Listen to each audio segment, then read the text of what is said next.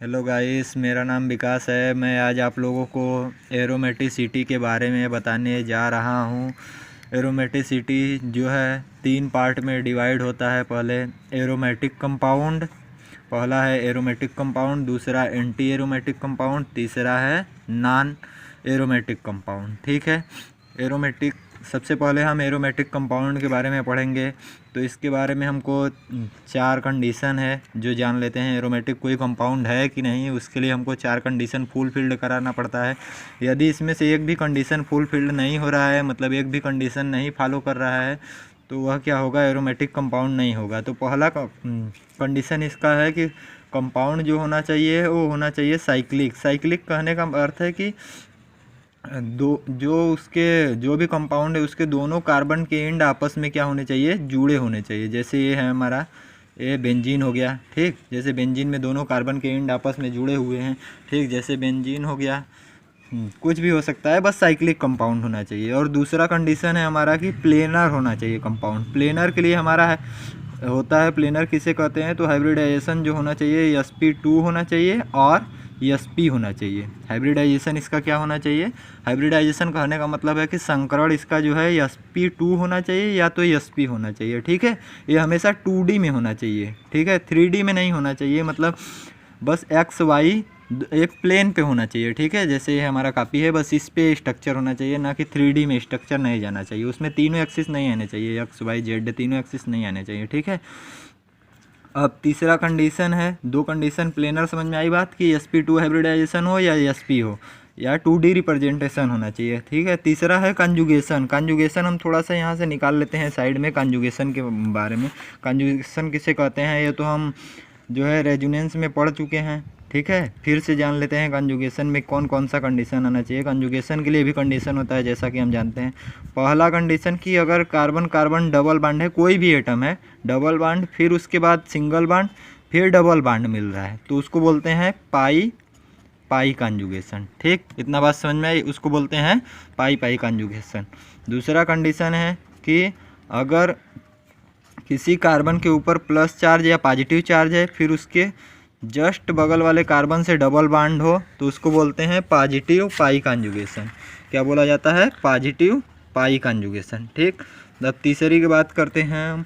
तो तीसरे में अगर किसी भी कार्बन के ऊपर निगेटिव चार्ज है, फिर उसके जस्ट बगल में डबल बॉन्ड है, तो उसको बोलते हैं निगेटिव पाई कंजुगेशन। ठीक है, डबल बॉन्ड जहाँ रहेगा उसको पाई कंजुगेशन। ठीक, अब चौथा कंडीशन है, यहीं जनरली 4 कंडीशन हमको देखने को मिलेगा। चौथा कंडीशन है, अगर किसी एटम के पास लोन पेयर है और कार्बन फिर अगले कार्बन के पास डबल बॉन्ड है, तो उसको बोलते हैं क्या, लोन पेयर LP और पाई कंजुगेशन। ठीक, इतना बात समझ में आया। यही 4 कंडीशन होते हैं कंजुगेशन के लिए। ये हम जहाँ भी देखेंगे तो वहाँ पर हमको समझ में आ जाएगा कि कंजुगेशन है। और यहाँ बात करते हैं फिर से कंजुगेशन पे। तो कंजुगेशन जो होता है, मान लो 6 कार्बन है तो सभी कार्बन के पास कंजुगेशन होना चाहिए, या 6 एटम है, रिंग में जितने भी एटम है सभी के पास कंजुगेशन होना चाहिए। ऐसा नहीं है कि 5 एटम के पास, रिंग में 6 एटम है तो 5 के पास कंजुगेशन है, एक के पास नहीं है, तो ये कंडीशन नहीं माना जाएगा। मतलब कि सबके पास क्या होना चाहिए, कंजुगेशन होना चाहिए। जितने भी एटम है सबके पास कंजुगेशन होना चाहिए। ठीक है, ना बात समझ में आया। तीसरा कंडीशन, तो पहला कंडीशन साइक्लिक का था, दूसरा प्लेनर का था, तीसरा कंजुगेशन। अब चौथा आते हैं मोस्ट इंपॉर्टेंट, हकल रूल। हकल रूल के अनुसार इसमें कितने होने चाहिए, 4n+2 पाई इलेक्ट्रॉन होने चाहिए। इतने पाई इलेक्ट्रॉन होने चाहिए। ठीक है, अब पाई इलेक्ट्रॉन कैसे काउंट करते हैं, यहाँ से हम सीख लेते हैं क्या, पाई इलेक्ट्रॉन कैसे काउंट करते हैं। ठीक है, तो हम जानते हैं कि एक अगर डबल बॉन्ड है तो उसके लिए हमको 2 पाई इलेक्ट्रॉन काउंट करना होता है। अगर किसी के पास लोन पेयर है एक ठो, तो उसके लिए भी 2 पाई इलेक्ट्रॉन होता है, 2 पाई इलेक्ट्रॉन होता है, सॉरी। अगर किसी के पास पॉजिटिव चार्ज है तो उसको कहते हैं नो इलेक्ट्रॉन, इसके पास कोई इलेक्ट्रॉन नहीं जोड़ते हैं हम। ठीक, अगर किसी के पास निगेटिव चार्ज है तो वहाँ पर भी हम 2 इलेक्ट्रॉन काउंट कर लेते हैं, 2 पाई इलेक्ट्रॉन। ठीक, ये हमारा हो गया पाई इलेक्ट्रॉन कैसे काउंट करते हैं, ये कंडीशन है। ठीक, इतना बात समझ में आया कि पाई इलेक्ट्रॉन कैसे कैलकुलेट करते हैं। तो अगर कहीं पे भी डबल बॉन्ड दिखेगा तो हमको 2 पाई इलेक्ट्रॉन उसको कैलकुलेट करना होगा। अगर लोन पेयर दिख रहा है तब पर भी उसको 2 पाई इलेक्ट्रॉन। अगर पॉजिटिव चार्ज है, कहीं पे किसी एटम के पास पॉजिटिव चार्ज है, तो वहाँ पर नो इलेक्ट्रॉन, मतलब कोई भी पाई इलेक्ट्रॉन नहीं होता है। वैसे भी जानते हैं जो पॉजिटिव चार्ज जहाँ भी बनता है वो अपना इलेक्ट्रॉन डोनेट कर चुका रहता है पहले से ही, तभी उस एटम के पास पॉजिटिव चार्ज आता है। ठीक है, फिर निगेटिव चार्ज में एक निगेटिव चार्ज जिस एटम के पास है उसके पास कितने इलेक्ट्रॉन होते हैं, 2 पाई इलेक्ट्रॉन होते हैं। ठीक, इतना बात समझ में आई। अब देखो हम निकालने जा रहे हैं मतलब क्वेश्चन करने जा रहे हैं एरोमेटिक का चारों। जैसा कि पहला कंपाउंड हम बनाने जा रहे हैं बेंजीन के बारे में। ठीक, बेंजीन देखते हैं कि एरोमेटिक कंपाउंड है कि नहीं। बेंजीन का स्ट्रक्चर आप लोग जानते हैं। तो इसमें पहला कंडीशन हमको दिखाना पड़ेगा कि साइक्लिक है कि नहीं। तो साइक्लिक तो हमको दिख रहा है। ठीक, अब दूसरा कंडीशन इसका था कि प्लेनर होना चाहिए। तो प्लेनर के लिए, प्लेनरिटी के लिए हमको संकरण निकालना आना चाहिए। तो इसके पास हाइड्रोजन सभी एटम के पास होते हैं, तो सबको पता है। ठीक, इसके पास हाइड्रोजन सभी एटम के पास होते हैं, सबको पता है। ठीक, अब यहाँ से अगर हम निकालने जाएं तो इस अब हाइब्रिडाइजेशन इक्वल टू क्या होता है, हाइब्रिडाइजेशन इक्वल टू होता है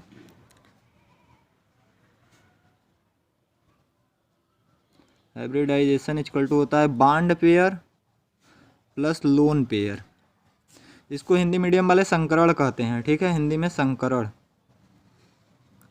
ठीक, संकरण कहते हैं। और bond pair plus lone pair मतलब आबंधों की संख्या प्लस अयुग्मित इलेक्ट्रॉनों की संख्या। ठीक, आबंधों में इसमें सिग्मा बॉन्ड केवल पार्टिसिपेट करता है हमारा रेजोनेंस में, सिग्मा बॉन्ड पेयर। ठीक, प्लस लोन पेयर। इतना बात समझ में आई।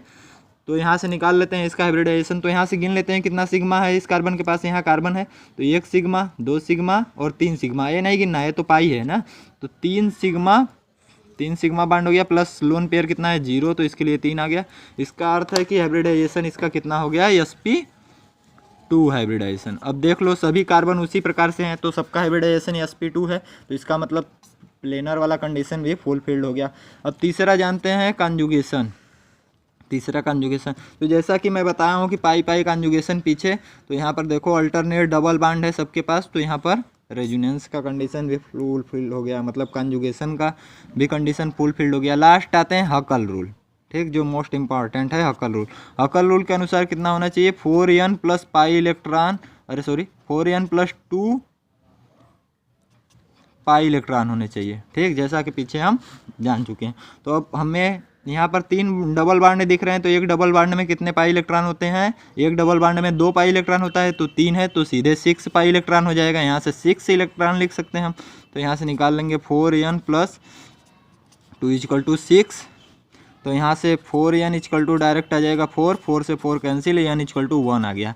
तो n का वैल्यू जो है हमेशा किस में आना चाहिए, होल नंबर में आना चाहिए। मतलब 0 n इक्वल टू हो सकता है 0, 1, 2, 3 ऐसे हो सकता है। फ्रैक्शन में नहीं आना चाहिए, मतलब 1/2, 1/3, 1/4 ऐसे करके नहीं आना चाहिए, मतलब कि होल नंबर आना चाहिए। ठीक, इतना बात समझ में आया। तो बेंजीन के लिए हकल रूल भी फॉलो हो गया, तो ये कंपाउंड एरोमेटिक है। अब दूसरा हम लेते हैं कंपाउंड निकालते हैं। तो जैसे में हम निकालते हैं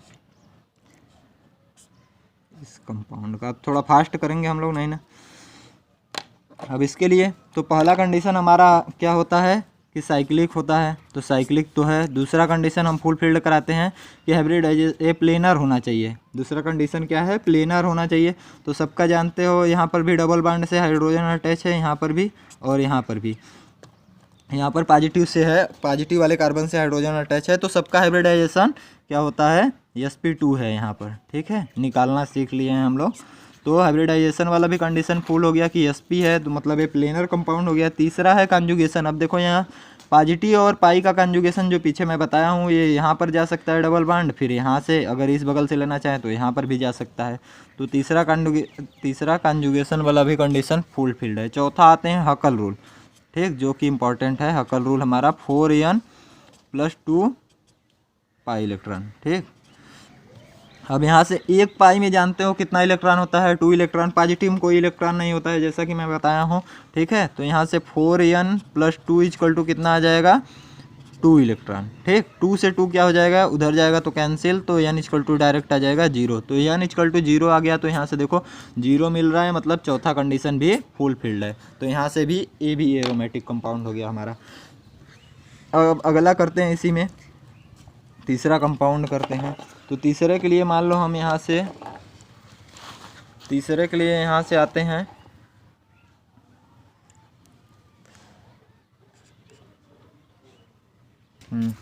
जैसा कि देखते हैं इसमें फिर हम तो यहाँ से निकाल लेते हैं। पहला कंडीशन फुलफिल्ड हो रहा है साइक्लिक का। अब हम थोड़ा फास्ट करेंगे क्योंकि बात समझ में आ गई है। तो दूसरा कंडीशन हमारा प्लेनर होना चाहिए। तो देखो यहाँ से हाइड्रोजन और यहाँ से हाइड्रोजन, ठीक। अब यहाँ से एक कंडीशन हमको समझ में नहीं आता है थोड़ा सा, कि यहाँ तो ये हमको समझ में आ रहा है कि sp2 हो, ये हाइब्रिडाइजेशन, ये भी sp2 है। यहाँ पर बच्चे कंफ्यूज हो जाते हैं कि यहाँ एक हाइड्रोजन है, 1 2 3 सिग्मा बॉन्ड और एक निगेटिव चार्ज को लेकर कहते हैं कि 3 + 1 = 4 आ जाता है, तो इसका हाइब्रिडाइजेशन sp3 निकालने लगते हैं सब। लेकिन ऐसा एक एकदम बिल्कुल गलत है, ऐसा नहीं करना चाहिए हमको।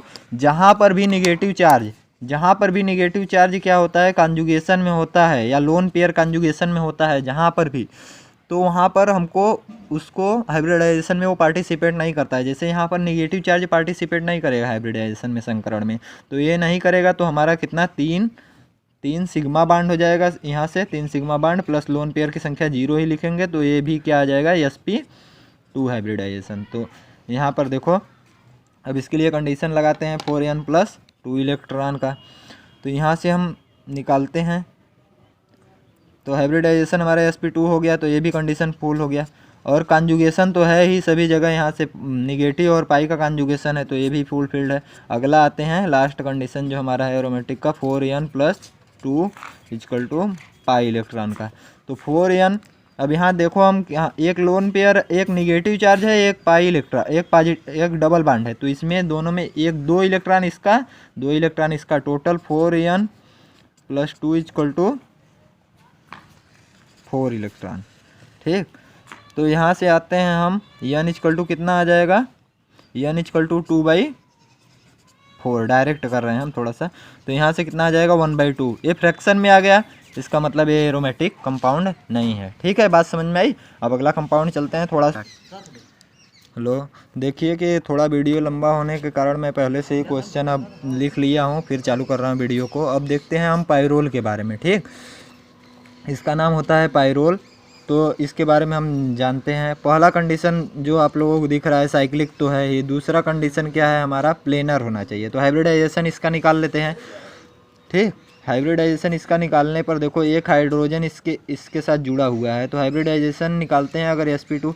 जैसा कि मैं पहले बताया हूँ, 1 2 3 सिग्मा बॉन्ड हो गया, 3 सिग्मा बॉन्ड ये लोन पेयर हम यहाँ ऐड नहीं करेंगे, लोन पेयर की संख्या 0, क्योंकि लोन पेयर एक इसके साथ डबल बॉन्ड के साथ कॉन्जुगेशन में है, तो उसका हम ऐड नहीं करते हैं हाइब्रिडाइजेशन में। तो ये क्या हो जाएगा, sp2 फिर से, ठीक है। इसी प्रकार से फ्यूरान में भी होगा। तो अगले में देखो, यहाँ से ये हमारा प्लेनर का कंडीशन फुलफिल्ड हुआ। तीसरा कंडीशन हमारा क्या है, तीसरा कंडीशन है हमारा, तीसरा कंडीशन को देख लेते हैं, कंजुगेशन। तो ये देखो, लोन पेयर पाई के साथ कंजुगेशन है, फिर पाई यहाँ से इस पाई के साथ कंजुगेशन है और इसके साथ, मतलब पूरा रिंग में सभी एटम के पास कंजुगेशन है, तो ये भी फुलफिल्ड हुआ। अब आते हैं सबसे इम्पॉर्टेंट रूल, हकल रूल के पास। आई भी जो है हमारा हकल रूल है चौथा, 4n + 2 पाई इलेक्ट्रॉन होना चाहिए इसमें।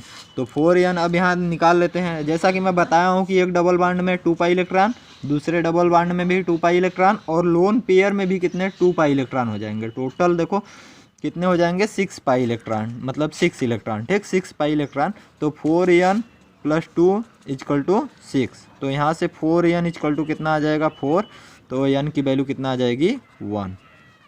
तो मतलब चौथा कंडीशन भी फुलफिल्ड है। तो ये भी क्या हो गया हमारा कंपाउंड, एरोमेटिक कंपाउंड, ठीक। अब अगला कंडीशन आते हैं हम, हमारा क्या है, फ्यूरान। फ्यूरान भी सेम कंडीशन है, इसमें ऑक्सीजन होता है बस नाइट्रोजन की जगह। ये भी देखो, पहला कंडीशन क्या होता है, साइक्लिक वाला, तो हमारा फुलफिल्ड है ही, साइक्लिक दिख रहा है। और हमारा क्या है, प्लेनर में, इसमें भी हाइब्रिडाइजेशन हम क्या करते हैं, काउंट नहीं करते हैं इसका। इसमें के पास भी क्या होता है, इसके पास 2 लोन पेयर होते हैं, तो एक लोन पेयर तो जो है हाइब्रिडाइजेशन इसमें रेजोनेंस में चला जाता है, कंजुगेशन में चला जाता है। तो ये लोन देखो, इसके पास 2 लोन पेयर जो है होते हैं, तो एक लोन पेयर तो कंजुगेशन में चला जाता है, एक लोन पेयर हमारा एक्स्ट्रा बचता है, तो ये हाइब्रिडाइजेशन में पार्टिसिपेट करेगा। तो इसके पास बॉन्ड कितने हैं, सिग्मा बॉन्ड 2 + 1 लोन पेयर, तो कितना आ जाएगा, 3। तो हाइब्रिडाइजेशन हो जाएगा हमारा sp2 2। बात समझ में आती है कि नहीं। इसके पास एक ही लोन पेयर था तो वो कंजुगेशन में चला गया, इसलिए हमारा यहाँ पर लोन पेयर की काउंटिंग नहीं हुई हाइब्रिडाइजेशन में, मतलब संकरण में।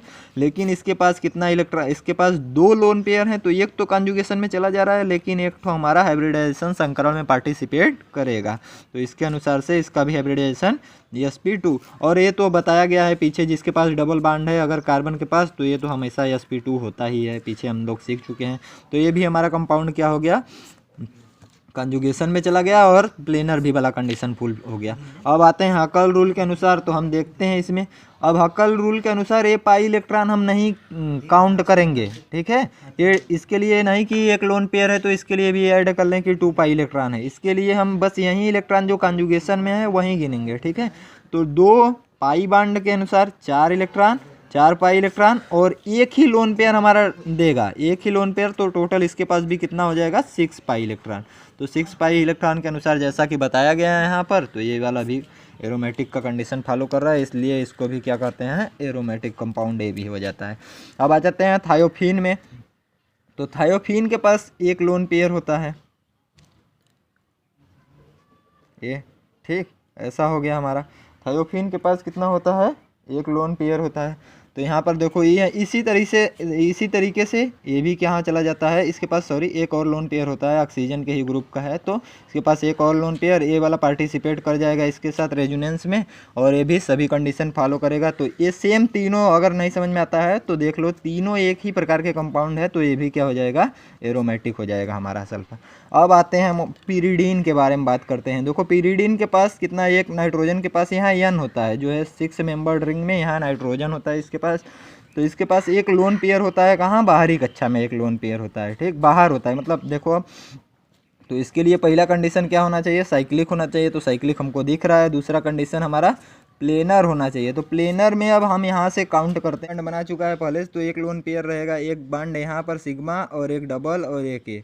तो एक लोन पेयर अभी कितना बांड बना चुका है, 3 बांड बना चुका है पहले से, तो 3 बांड बना चुका है, तो एक लोन पेयर बचेगा।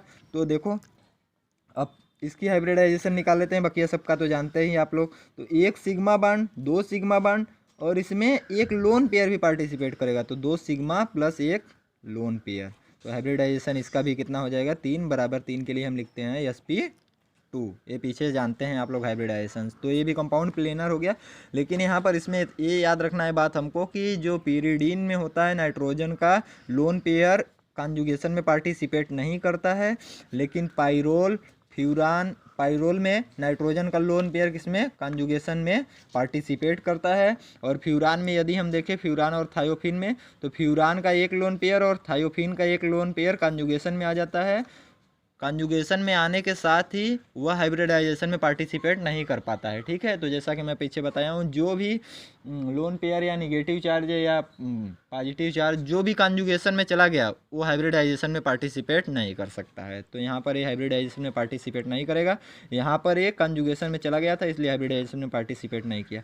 तो इस हिसाब से ये प्लेनर हो गया। तीसरा कंडीशन हम आते हैं कि सबके पास कॉन्जुगेशन है कि नहीं। तो देखो यहाँ पर बेंजीन की तरह ही रिंग है, तो सबके पास 6 कार्बन का है, 3 बांड है, तो कॉन्जुगेशन होगा ही। तो तीसरा कंडीशन भी फुलफिल्ड हुआ। चौथा कंडीशन आते हैं जो कि 4n+2 = पाई इलेक्ट्रॉन का। ये तो दिख ही रहा है सीधे सीधे कि 3 बांड है, तो 3 बांड के लिए 6 पाई इलेक्ट्रॉन हो जाएगा। और यहाँ से 4n+2 = 6 इलेक्ट्रॉन, तो यहाँ से आ जाएगा 4n = डायरेक्ट कर दें तो n = वैल्यू आ जाएगी हमारा 1।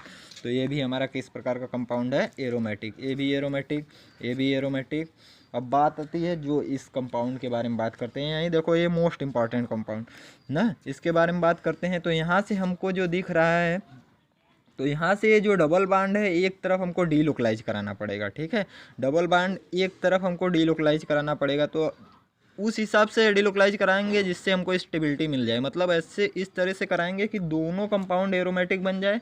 अगर बन रहे हैं तो हमको दोनों पहले एरोमेटिक कंपाउंड बनाना है। नॉन एरोमेटिक क्यों ऐसा होगा, क्योंकि एरोमेटिक कंपाउंड बहुत ज़्यादा स्टेबल होते हैं, तो हमेशा उसी फार्म में जाएगा कि जिस प्रकार से दोनों कंपाउंड एरोमेटिक बन जाए। या तो ऐसा कोई कंपाउंड बने जिसमें एक एरोमेटिक बन रहा है तो वो एरोमेटिक कंडीशन में जाएगा, ठीक है। तो यहाँ से देखते हैं, अगर हम इस पर क्या बना देते हैं, निगेटिव चार्ज इधर डीलोकलाइज करा देते हैं कार्बन का, तो इसको स्ट्रक्चर 2 बार बना लेते हैं फिर से। देखो रुको एक मिनट। तो इसका हम स्ट्रक्चर देखो ऐसे करने पर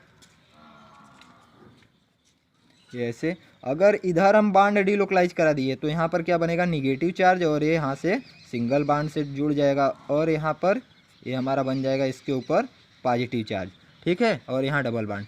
तो ये कंडीशन हो सकता है। दूसरा कंडीशन हमारा इस प्रकार से हो सकता है कि हम ये जो बांड है इधर की तरफ डीलोकलाइज करा दे, ये वाला बांड हम इधर की तरफ डीलोकलाइज करा दे, तो हमारा किस तरीके से बनेगा स्ट्रक्चर देख लेते हैं।